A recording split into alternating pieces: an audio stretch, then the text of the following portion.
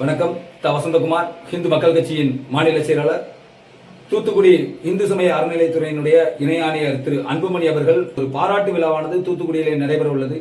இதை உடனடியாக தடை விதிக்க வேண்டும் என்று மாவட்ட ஆட்சியர் மற்றும் தேர்தல் நடத்தும் அதிகாரியிடம் இந்து மக்கள் கட்சியின் சார்பாக புகார் மனுவானது அளிக்கப்பட்டுள்ளது. பல்வேறு விதமான மோசடி புகார்கள் இருந்தாலும் ஒன்றை மட்டும் இங்கே கூறிக்கொள்கின்றோம். ஏனென்றால் அவர் விளாத்திக்குளம் பட்டம் குரளையம்பட்டி அப்படிங்கிற ஒரு கிராமத்தில் இருக்கக்கூடிய ஸ்ரீ நரசிம்ம பெருமாள் அப்படிங்கிற கோவில்ல அறங்காவலர்களை நியமனம் பண்ணாங்க. அந்த அறங்காவலர் நியமனம் பண்ணதுல ஒரு நபர் இறந்து போன நபர் 2023 இறந்து போன ஒரு நபரை 2025 அறங்காவலரா அவர் நியமனம் பண்ணியிருக்காரு.